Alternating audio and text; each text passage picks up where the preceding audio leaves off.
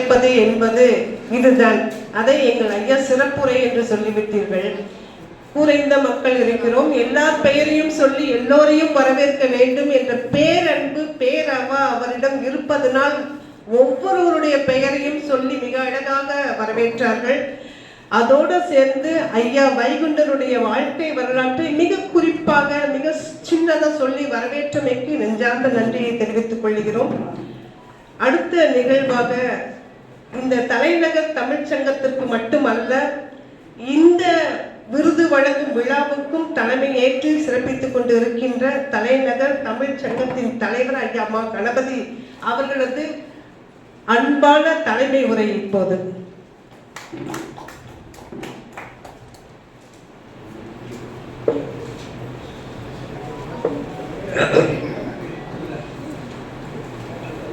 சான்றோர் பெருமக்கள் அனைவருக்கும் முதற்கண் என்னுடைய வணக்கத்தை தெரிவித்துக்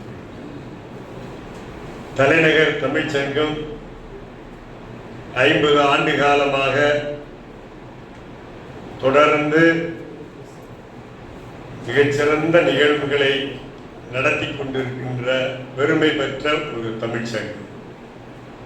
அதிலும் இன்றைய தினம் நாங்கள் அடைந்திருக்கிற பெருமை இருக்கிறதே, அது உலகளாவிய பெருமையாக நாங்கள் கருதுகிறோம்.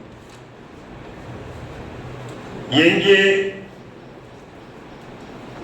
ஒரு புரட்சி ஏற்படுகிறதோ அந்த புரட்சிக்கான அடையாளங்கள் உலகளாவிய பெருமையை தந்திருக்கிறது. பிரெஞ்சு புரட்சி நடந்தது, உலகம் அறிந்தது. ரஷ்ய புரட்சி, அமெரிக்காவில் புரட்சி, இந்தியாவிலும் சுதந்திர புரட்சி. அதுபோல திருவனந்தபுரம்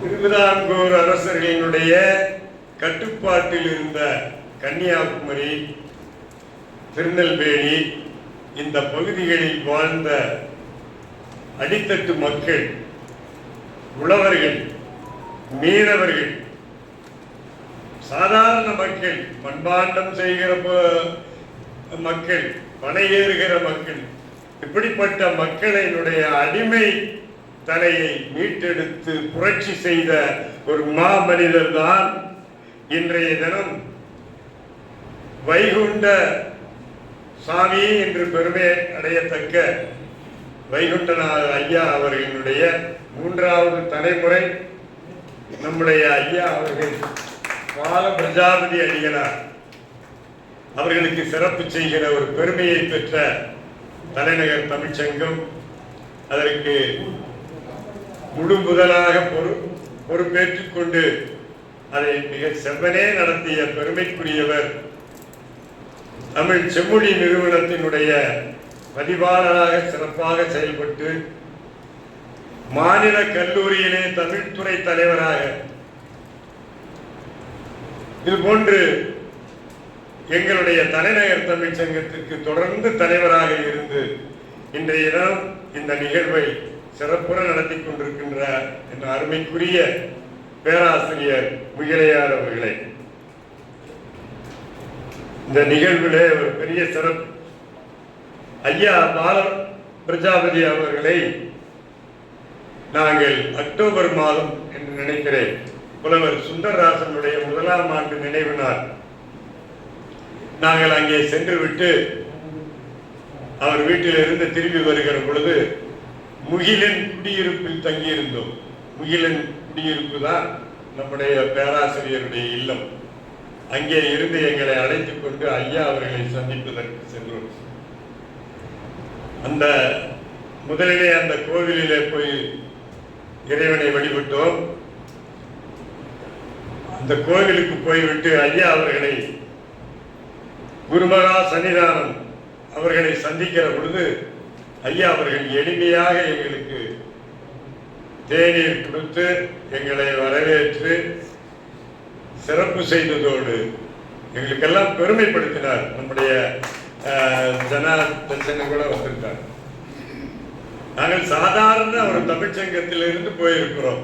ஆனால் அவர் செய்த அந்த சிறப்புகள் உண்மையிலேயே எங்களுக்கு அவ்வளவு ஒரு சிறப்பு செய்து அவரே தன்னுடைய கால்நடையாக நடந்து வந்து அந்த அருங்காட்சியகத்தை முழுவதுமாக விளக்கி சொல்லி எங்களுக்கு சிறப்பான அந்த வரலாற்று பதிவுகளை எல்லாம் பதிவு செய்தார். ஒரு எளிமையானவர், தோற்றத்திலே இவ்வளவு எளிமை. அவங்களுடைய வாரிசுகள் பாருங்க, தொடர்ந்து 3வது தலைமுறையும் அதை சிறப்பாக செய்து கொண்டிருக்கிறார்கள் என்பது எவ்வளவு பெருமை. அதிலே நம்முடைய வைகுண்ட சுவாமி பிறந்த காலத்தில் 1800களில் இந்த தோல் சேலை போராட்டங்கள் எல்லாம் நடந்து கொண்டிருந்த காலம். இவர்கள் ஊருக்கு பக்கத்திலே தான். அவருடைய பெயரே பாருங்க, நம்ம வரவேற்புரை சொன்னாரு, என்ன குட்டி, முத்துக்குட்டி என்று வைத்தார்களாம். யாரு? இந்த செல்வந்தர்கள் எல்லாம். அவர் என்ன, அவருக்கு பேர் அவங்க அப்பா அம்மா வைத்தது பொண்ணு நாடாரும் அம்மா பேர் வெயிலார்.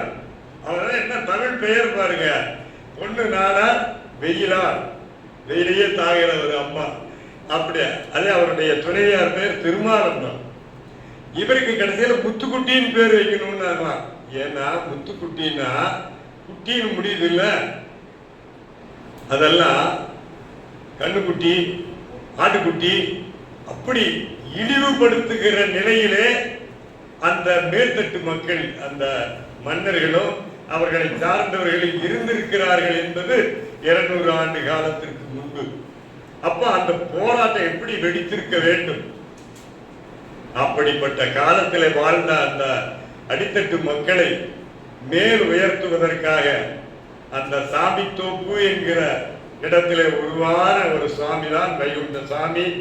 அவருடைய வாரிசு தான் இன்றைய தினம்.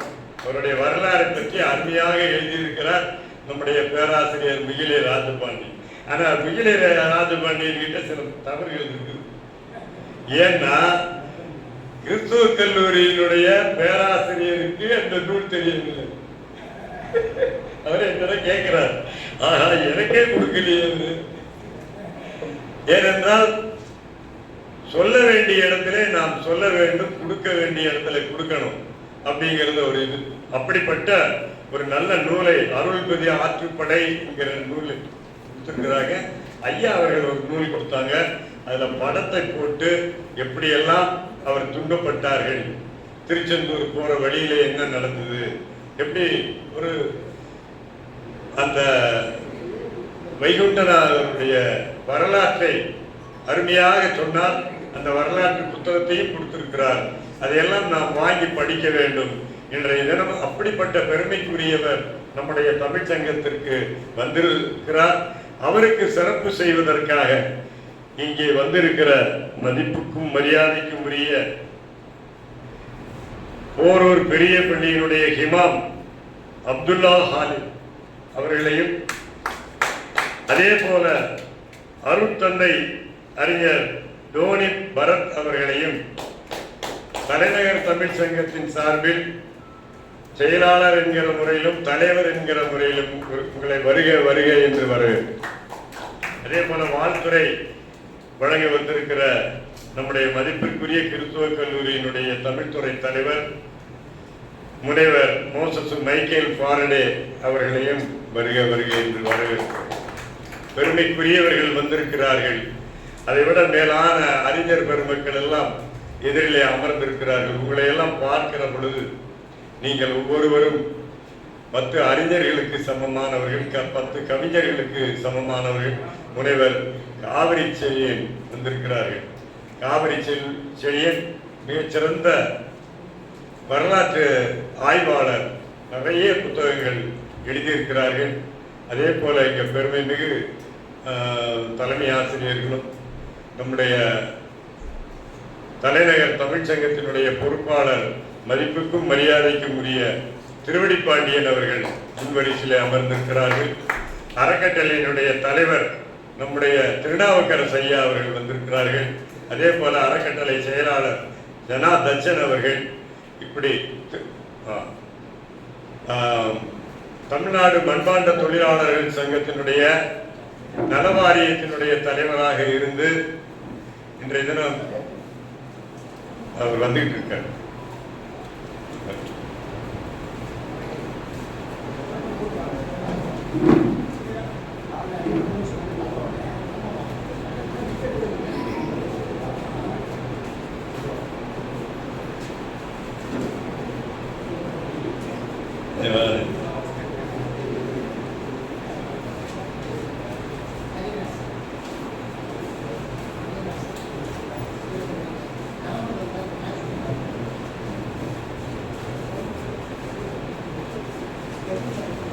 சரியான நேரத்தில் நம்ம மதிப்பிற்கும் மரியாதைக்கும் உரிய கலைஞர் அவர்களால் தமிழ்நாடு மண்பாண்ட தொழிலாளர் நல வாரியத்தினுடைய தலைவராக 5 ஆண்டுகள் பணியாற்றியவர். கடந்த 50 ஆண்டு காலமாக அந்த மண்பாண்ட தொழில் செய்கிற அந்த அடித்தட்டு மக்களினுடைய வாழ்வாதாரத்தை முன்னேற்ற பாதையிலே கொண்டு வருவதற்காக பாடுபடுபவர்கள். இதில் ஒரு ஒற்றுமை இருக்கிறது. ஐயா பிரஜாபதி என்று ஐயா அவர்களை இங்கே பால பிரஜாபதி என்று சொல்லுகிறார்கள். வடநாட்டிலே குயவர்கள் புலாளர் என்று சொல்லக்கூடிய மண்பாண்ட தொழில் செய்கிறவர்களை பிரஜாபதி என்று அழைப்பார்கள். அங்கே பிரஜாபதி சங்கம் இருக்கிறது, அகில இந்திய பிரஜாபதிகள் சங்கம். நான் பாம்பே போய் இருக்கிற பொழுது அந்த பிரஜாபதிகள் கண்ணன், அந்த பிரஜாபதியினுடைய பேர் என்ன? ஆர்பிகே பிரஜாபதி. அவர் ஒரு IAS. அவர் அந்த மக்களுக்காக அங்கே பாடுபடுகிறார். அப்படிப்பட்ட பிரஜாபதியின் நம்முடைய பால பிரஜாபதியை பாராட்டுவதற்கு ஒரு பிரஜாபதி வந்திருப்பது பெருமைக்குரிய. நம்முடைய நாராயணன் ஒரு பிரஜாபதி என்கிற முறையில் அவர்களையும் வர வேண்டும் என்று சொன்னோம். அவர் காலில் அடிபட்டு கால் வீக்கமாக இருக்கிறது. நேற்று கூட கோட்டையில நம்முடைய அமைச்சர் பெருமக்களையும் ஜேசிடி பிரபாகரன் அவர்களையும், ஜேசிடி பிரபாகரன் அவர்கள் அவருக்கு மிகப்பெரிய நண்பர், மக்கள் தலைவர் மூப்பனாரோடு இருக்கிற பொழுது இவரும் அவரும் தான் மூப்பனாருக்கு நெருக்கமாக இருந்தார்கள். அந்த அடிப்படையில் இப்பொழுது போனாலும் அந்த அறையில ஒரு மிகச்சிறந்த சிறப்பு கிடைக்கிறது. அதே போல இவர் ஊரக வளர்ச்சித்துறை, மாண்புமிகு ஊரக வளர்ச்சித்துறை அமைச்சர், அவரே ஆப்பிள் கட் பண்ணி ருசி ஆனந்து நம்ம அண்ணனுக்கு அளித்தாரு. சாப்பிடுங்க, நான் வந்துடுறேன், ஒரு கூட்டம் முடிச்சுட்டு வர்றேன் அப்படின்னு அந்த அளவுக்கு பெருமை பெற்ற நம்ம மதிப்பிற்குரிய ஐயா அவர்கள் இங்கே வாழ்த்துறை வழங்குவதற்காக வந்திருக்கிறார்கள். இப்படிப்பட்ட சிறப்பு மிக்க ஒரு நிகழ்வை ஏற்படுத்தி இருக்கிற தலைநகர் தமிழ்ச்சங்கத்தினுடைய தலைவர் மிகிலை ராஜபாண்டியனை எவ்வளவு சொன்னாலும் பாராட்டினாலும் வாழ்த்துறை வழங்குவதற்காக நம்முடைய பெருமக்கள் எல்லாம் வந்திருக்கிறார்கள். ஒவ்வொரு சமயத்தை சார்ந்தவர்களும் நம்முடைய பிரஜாபதி அவர்களை பாராட்ட வேண்டும், அவர்கள் பணிகள் தொடர வேண்டும்.